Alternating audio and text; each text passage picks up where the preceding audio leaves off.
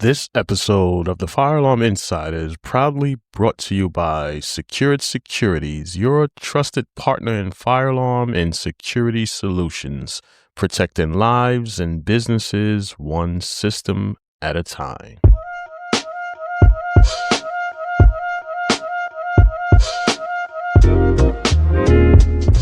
Today we're going to talk about as-built drawings and what it really is. An as-built is not actually just a simple set of drawings, it's actual factual evidence.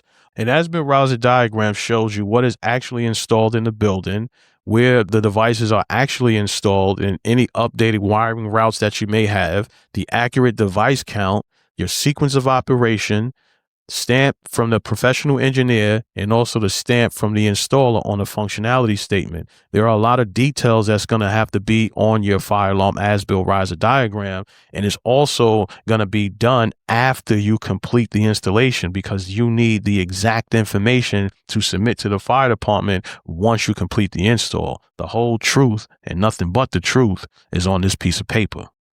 So let me explain to you why it matters. It supports the final inspection. When the fire department comes out there to inspect your system, you hang it up by the fire alarm control panel to give you a snapshot of exactly what is installed in the system.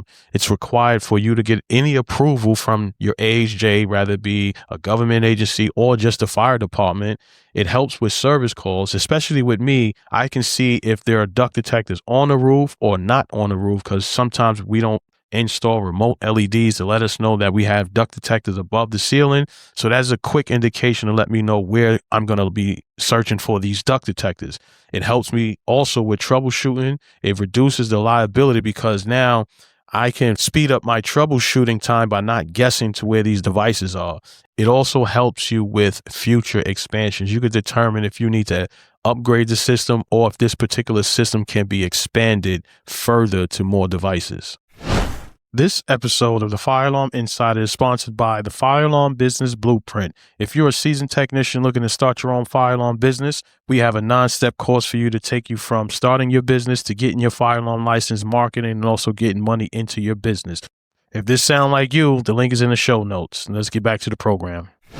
So some of the common mistakes that I see some contractors make when it comes to as-built riser diagram is you do need to submit an as-built when you first submit your fire alarm design, and you have to get them drawings approved. A lot of times they still use that same particular as-built drawings. Not every situation when you install a system is going to match to how you design the system, because let's say the electrician had put a light there before you had put your 1900 box there to get the smoke there. So, or the plumber has pipe in your way. So there's always some type of scenario or variable that may change your fire alarm design. So once you completely install the system where these devices are actually located, that is when you do your as-built and design your riser diagram.